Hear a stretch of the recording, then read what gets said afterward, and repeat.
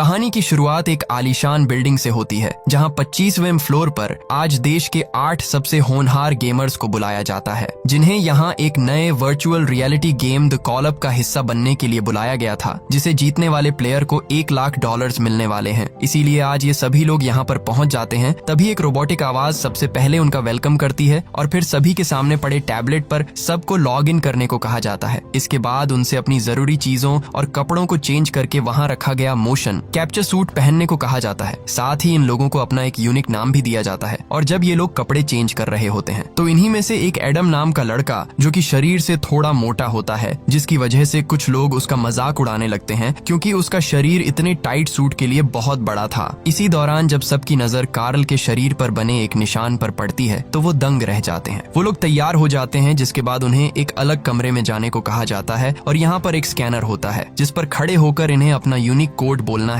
साथ ही सामने रखे गए हाईटेक सूट को पहनना होता है, जिसे देखकर ये सभी चौंक जाते हैं क्योंकि ये एक खास तरह का एडवांस्ड गेमिंग सूट था और इसे खरीदना हर किसी के बस की बात नहीं थी। इसलिए सभी अपना अपना सूट पहन लेते हैं, सिवाय जाहिद के, जो कि एक मुस्लिम होता है और उसके सूट पर कोड वर्ड टेररिस्ट लिखा था, जिसे देखकर वो गुस्सा हो जाता है और गेम में हिस्सा लेने से मना कर देता है। और जाहिद गेम छोड़कर वहाँ से जाने की कोशिश करता है, लेकिन दरवाजे अंदर से बंद थे। अब क्योंकि जब तक सभी लोग सूट नहीं पहन लेते तो ये गेम भी स्टार्ट नहीं होगा, जिसकी वजह से जाहिद को मजबूरी में सबकी बात मानकर उस हाईटेक सूट को पहनना पड़ता है और ये खेल शुरू हो जाता है। खैर, अब जैसे ही सभी उस वर्चुअल रियलिटी हेलमेट को पहनते हैं, वैसे ही खाली दिखने वाला वो कमरा अचानक एक रियलिस्टिक वर्ल्ड में बदल जाता है। देखते ही देखते उनके सूट मिलिट्री यूनिफॉर्म में कन्वर्ट हो जाते हैं और ये बिल्डिंग एक अलग दुनिया लगने लगती है, मगर हकीकत में ये सारी चीजें असली नहीं थी। इसी बीच उनके सामने एक सार्जेंट आता है जो उन्हें उनके मिशन के बारे में बताते हैं। ये सभी सार्जेंट को देखकर चौंक जाते हैं और जैसे ही उसे देखने के लिए अपना हेलमेट उतारते हैं तो सार्जेंट वहाँ से गायब हो जाता है। दरअसल ये सार्जेंट एक इमेजिनरी ट्यूटोरियल था जो उन्हें आगे का रास्ता दिखाने वाला था। अब ग्रुप मेंबर्स सार्जेंट के पीछे पीछे एक दूसरे कमरे में जाते हैं जहाँ उनके सामने हथियार होते हैं, जिन्हें उन हथियारों से पहले प्रैक्टिस करवाई जाती है। फिर सार्जेंट उन लोगों को बताते हैं कि इस पूरी बिल्डिंग में रशियन टेररिस्ट ने हमला कर दिया है, जगह जगह पर उनका कब्जा है। उन लोगों को 25वें फ्लोर से लेकर नीचे तक उनका खात्मा करना होगा। हालांकि इस बीच अगर उनमें से किसी को दुश्मन की गोली लगती है तो उनकी सेफ्टी जैकेट तुरंत डैमेज हो जाएगी, लेकिन इस दौरान उन्हें दूसरी गोली लग गई तो फिर उनकी जान भी जा सकती है। सबके पास एक इमरजेंसी इंजेक्शन भी होता है जिससे वो अपनी जान बचा सकते हैं, मगर इसकी भी सिर्फ एक ही डोज उनके पास रहती है। और उनमें से जो भी दुश्मन को मारते मारते जिंदा ग्राउंड फ्लोर तक बच जाएगा वही इस खेल का असली विनर होगा और उसे ही $1 लाख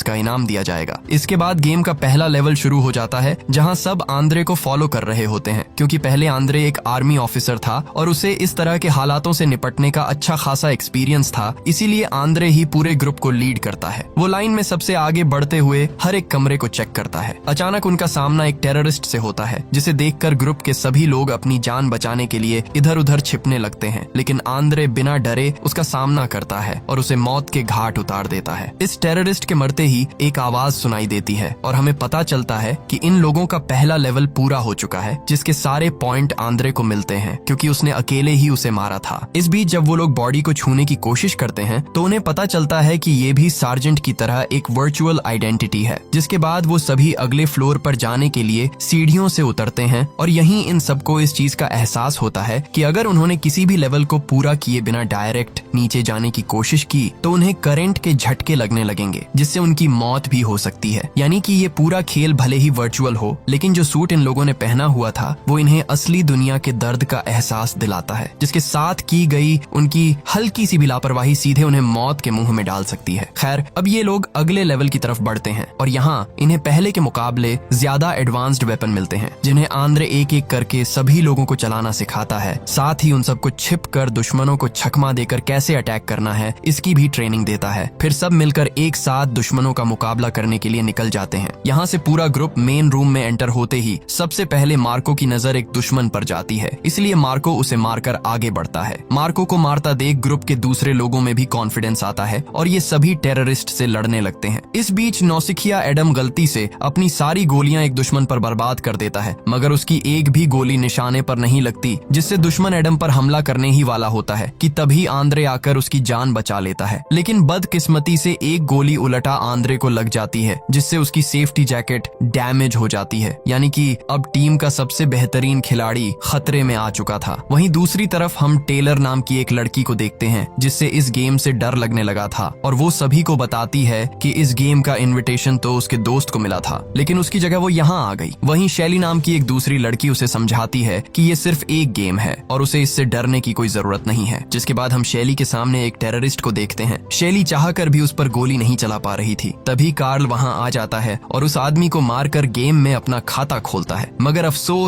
अगले ही पल उसे गोली लग जाती है जिससे उसका भी सेफ्टी जैकेट डैमेज हो जाता है। इससे पहले कि कार्ल खुद को संभाल पाता, उसे टेररिस्ट की दूसरी गोली लग जाती है जिससे कार्ल अब बुरी तरह घायल हो चुका था। इसी बीच शैली आकर उस टेररिस्ट को मार गिराती है और कार्ल को संभालने के लिए उसके पास जाती है जो कि दर्द से बुरी तरह तड़प रहा था। यहाँ शैली अपना हेलमेट उतारकर ये देखने की कोशिश करती है कि कहीं उसे सच में गोली तो नहीं लगी, लेकिन हकीकत में कार्ल के शरीर में कहीं भी कोई गोली का निशान नहीं था, लेकिन जो दर्द उसे हो रहा था वो गोली लगने से भी बदतर था। तभी वहाँ आंद्रे आता है और अपना इमरजेंसी इंजेक्शन कार्ल को इंजेक्ट कर देता है जिससे गोली लगने का वो घाव भर जाता है और कुछ ही देर बाद कार्ल राहत की सांस लेता है, लेकिन वो खुद को अभी भी जख्मी महसूस कर रहा था। इस घटना से कार्ल इतना घबरा जाता है कि उसे उल्टियां तक आने लगती हैं। उसे ये कहीं से भी कोई गेम नहीं लग रहा था। जिसके बाद वो सभी लोग अपना अपना हेलमेट खोलकर कुछ देर का ब्रेक लेते हैं। वहीं एडम को कुछ ग्रेनेड मिलते हैं, जबकि कार्ल सबको बताता है कि उसको असली झटके महसूस हुए और उसके हिसाब से ये जरूर कोई रियलिटी टीवी शो है, जिसे सुनकर जाहिद थोड़ा डर जाता है क्योंकि वो नहीं चाहता था कि टीवी पर लोग उसके सूट पर लिखे टेररिस्ट के नाम से उसे जाने, इसीलिए वो हेलमेट उतारने लगता है, लेकिन हमेशा की तरह इसमें नाकाम रहता है। उसे लगता है कि ये पूरा सूट अब उसके शरीर से जुड़ चुका है और अब उन्हें ये पूरा खेल कोई रियलिटी टीवी शो लगने लगता है। आंद्रे उन लोगों को इस गेम से मिला हुआ लगता है, इसीलिए ग्रुप मेंबर मिलकर आंद्रे पर अजीबोगरीब आरोप लगाने लगते हैं, जो सुनकर उसे काफी बुरा लगता है और वो गुस्से में उन्हें छोड़कर खुद को शांत करने के लिए बाथरूम में चला जाता है। आंद्रे इस बात से अनजान होता है कि गेम अभी भी शुरू है और जैसे ही आंद्रे को इसका एहसास होता है वो अपना हेलमेट नीचे करता है, लेकिन पीछे मौजूद एक टेररिस्ट उस पर गोली चला देता है जिससे आंद्रे वहीं जमीन पर गिर जाता है। आंद्रे अब चाहकर भी खुद की मदद नहीं कर सकता था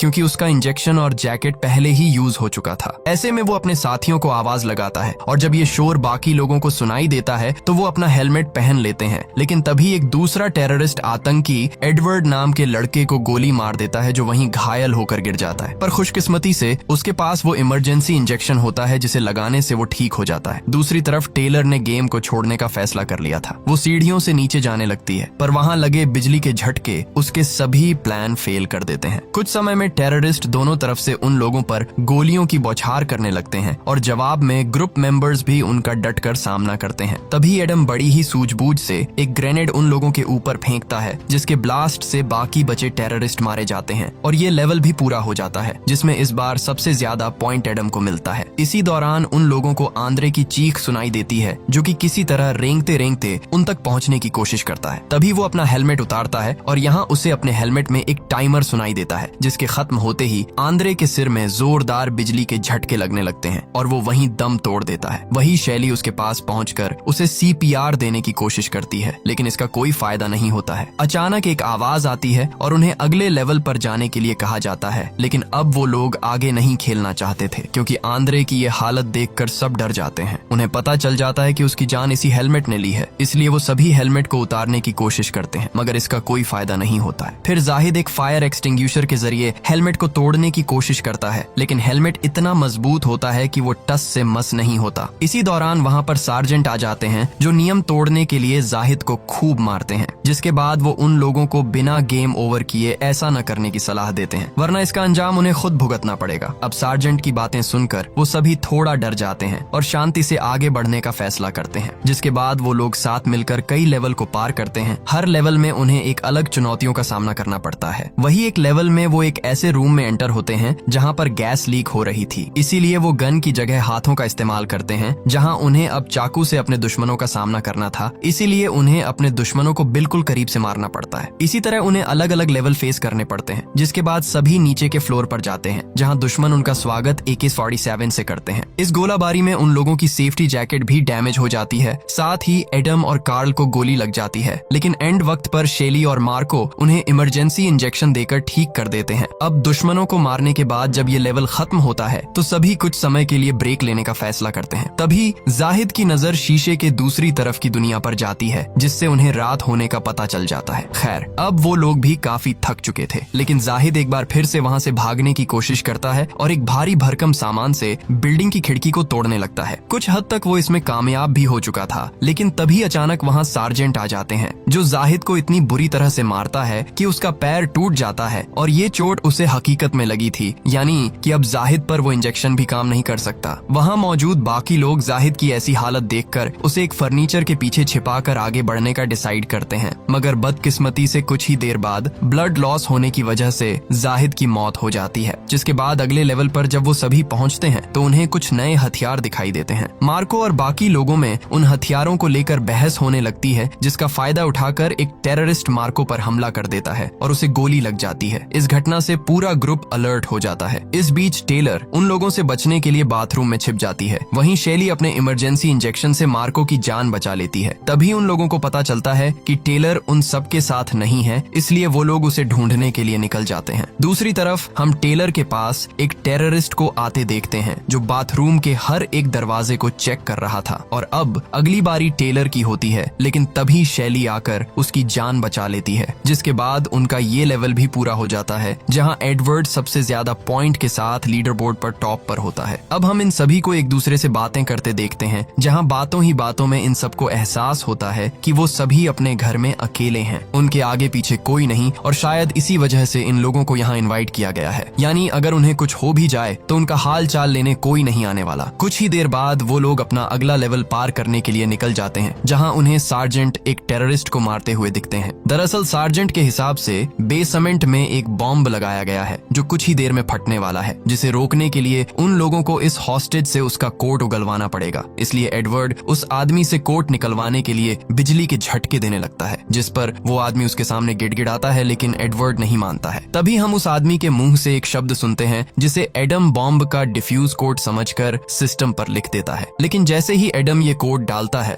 बॉम्ब डिफ्यूज होने की जगह अचानक एक्टिव हो जाता है और अब उनके पास सिर्फ 30 मिनट बचे थे। ये देखकर वो हॉस्टेज उन पर हंसने लगता है। सार्जेंट भी वहाँ से चला जाता है। तभी टेलर उस आदमी की हंसी रोकने के लिए उसको गोली मार देती है। वहीं मार्को इन सब का जिम्मेदार एडम को ठहराता है, क्योंकि न तो वो गलत शब्द लिखता और न ही ये बॉम्ब एक्टिव होता। इसलिए गुस्से में आकर मार्को एडम को मारने की कोशिश करता है, लेकिन हेलमेट पहनने की वजह से उसे चोट नहीं लगती। जिसके बाद वो रियल वर्ल्ड में आकर हेलमेट हटाकर एडम को एक जोरदार घूंसा मार देता है। इसी बीच उन्हें सार्जेंट की आवाज सुनाई देती है, जिन्होंने लिफ्ट को रोका हुआ था। वो उन लोगों को उसमें आने को कहते हैं, इसलिए वो सभी जल्दी से लिफ्ट के अंदर चले जाते हैं और लिफ्ट नीचे जाने लगती है। लेकिन कुछ ही देर बाद अचानक एक झटके से लिफ्ट रुक जाती है, क्योंकि लिफ्ट खराब हो चुकी थी। उसका दरवाजा जैम होने की वजह से नहीं खुल रहा था। हालांकि किसी तरह मार्को थोड़ा सा दरवाजा खोलने में कामयाब हो जाता है, जिससे सभी लोग एक एक करके बाहर आ जाते हैं। मगर अंत में जब एडम की बारी आती है तो मार्को उसे सबक सिखाने के लिए लिफ्ट का दरवाजा दोबारा बंद कर देता है, जिससे वो दोनों उसी में फंसकर तीसरे फ्लोर पर आ जाते हैं। जिसके बाद वो लिफ्ट से बाहर निकलते हैं तो बाहर का नजारा देखकर शॉक्ड हो जाते हैं, क्योंकि उनके सामने एक हेलीकॉप्टर बुरी तरह क्रैश हुआ पड़ा था। लेकिन वो दोनों आगे बढ़ते हैं और मार्को एडम को अपनी ढाल बनाकर आगे चलने के लिए धमकाता है। अचानक एडम के सामने एक टेररिस्ट आ जाता है और वो उसे मार गिराता है, लेकिन अब उसके पास एक भी गोली नहीं बची थी। इसीलिए वो मार्को से आगे चलने को बोलता है, मगर मार्को उसकी एक भी नहीं सुनता। जिसके बाद वही होता है जिसका डर था। कुछ ही सेकंड बाद एक टेररिस्ट की गोली से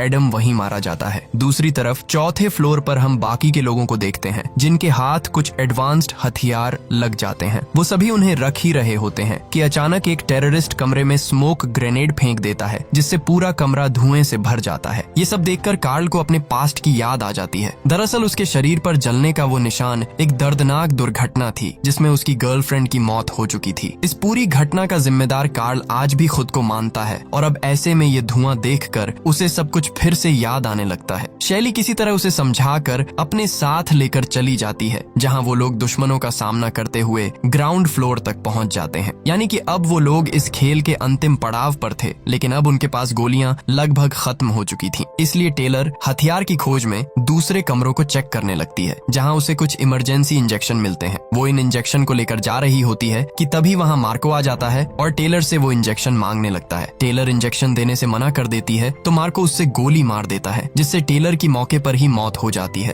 कुछ देर बाद वहाँ कार्ल आ जाता है और मार्को से टेलर के बारे में पूछता है। मार्को उससे ऐसे दिखाता है कि वो खुद खुद किसी दुश्मन से बचकर भाग रहा है। कार्ल भी उसकी बातों में आ जाता है, पर आगे चलकर जब कार्ल की नजर किनारे पर पड़ी टेलर की लाश पर पड़ती है तो उसे समझ आ जाता है कि ये किसका काम है। वो गुस्से से बौखला जाता है और हेलमेट उतार कर असली दुनिया में मार्को पर हमला कर देता है। वो उसका गला घोंटने की कोशिश करता है, लेकिन मार्को कुछ ही देर बाद अपनी पकड़ बना लेता है, जो बड़ी ही बेरहमी से कार्ल को मारने लगता है। वो कार्ल की जान लेने ही वाला होता है कि अचानक वहाँ सार्जेंट आ जाते हैं और गेम के रूल्स तोड़ने के जुर्म में मार्को को मारने लगते हैं और अंत में गला घोंट कर उसका खेल खत्म कर देते हैं। खैर, अब इस गेम में सिर्फ एडवर्ड, कार्ल और शेली को मिलाकर 3 खिलाड़ी बचते हैं, जो बॉम्ब को डिफ्यूज करने के लिए बेसमेंट में पहुंच जाते हैं और इस काम को खत्म करने के लिए उनके पास सिर्फ 7 मिनट बचते हैं। तभी उनका सामना अनगिनत टेररिस्ट से होता है, लेकिन वो तीनों उनका बहुत बहादुरी से सामना करते हैं और आखिर में कार्ल एक ग्रेनेड फेंक कर उन सब का काम तमाम कर देता है। अब जैसे ही ये लोग बॉम्ब को डिफ्यूज करने के लिए उसके पास जाते हैं, तभी वहाँ एक टेररिस्ट वैन में बैठकर आता है और कार्ल पर गोलियों की बौछार करता है, जिससे कार्ल बुरी तरह जख्मी हो जाता है। दूसरी तरफ बॉम्ब ब्लास्ट होने में सिर्फ 2 मिनट बचे होते हैं, इसलिए शेली किसी तरह बॉम्ब को डिफ्यूज करने के लिए आगे बढ़ती है, मगर वहाँ मौजूद टेररिस्ट उसे भी अपनी गोली का शिकार बना लेता है। शेली का खून जरूरत से ज्यादा बह रहा होता है। तभी कार्ल वहाँ आकर अपने पास रखा वो इकलौता इमरजेंसी इंजेक्शन शेली को लगाकर उसकी जान बचा लेता है, लेकिन अफसोस कुछ ही देर बाद कार्ल की वहीं मौत हो जाती है। लेकिन तभी एडवर्ड एक मिनी रॉकेट लॉन्चर से उस आखिरी बचे टेररिस्ट को मारकर लास्ट सेकंड में बॉम्ब को डिफ्यूज कर देता है, जिसके बाद ये खेल यहीं खत्म हो जाता है और फिर हम वहाँ सार्जेंट को आता देखते हैं, जो उन लोगों को जीत की बधाई दे रहा होता है। अब एडवर्ड भी उसी की भाषा में बातों को दोहराने लगता है और उन्हें ऐसा करते देखकर शेली समझ जाती है कि एडवर्ड इनसे मिला हुआ था और उसे इसके बारे में पहले से पता था। यहाँ सिमुलेशन खत्म हो जाता है और हम काले सूट पहने कुछ आदमियों को देखते हैं, जो शेली को वहीं बेहोश करके सारे सबूत को एक एक कर मिटाने लगते हैं। कुछ लोग गेम का सारा डेटा डिलीट करते हैं, तो वहीं कुछ लोग लाशों को ठिकाने लगाने लगते हैं। और फिर कुछ समय बाद जब शेली की आंखें खुलती हैं, तो वो खुद को अपने उन्हीं पुराने कपड़ों में पाती है, जहां एडवर्ड पैसों से भरा एक सूटकेस लाकर उसे देता है, लेकिन शेली उसे लेने से इनकार कर देती है। वो अपने दोस्तों के लिए न्याय चाहती थी, इसलिए ये सब कुछ पुलिस को बताने की धमकी देती है, जिस पर एडवर्ड उसको किसी को भी बता देने को कहता है, क्योंकि वो जानता था कि उसकी बातों पर कोई भी यकीन नहीं करने वाला। तभी एक दूसरा आदमी आकर शेली को बेहोश करने की कोशिश करता है, मगर शेली उसे घायल करके उसी की बंदूक से बेसमेंट की सभी लाइट्स को निशाना बनाकर हर तरफ अंधेरा कर देती है और फिर पार्किंग में छिपकर पहले एडवर्ड के सभी लोगों को मार देती है और आखिर में मौका देखकर अंधेरे का फायदा उठाते हुए एडवर्ड की भी जान ले लेती है। और इसी के साथ ये अमेजिंग मूवी यहीं पर खत्म हो जाती है। दोस्तों, इस तरह की और वीडियोस देखने के लिए सब्सक्राइब करना और नोटिफिकेशंस ऑन करना न भूलें। देखने के लिए शुक्रिया।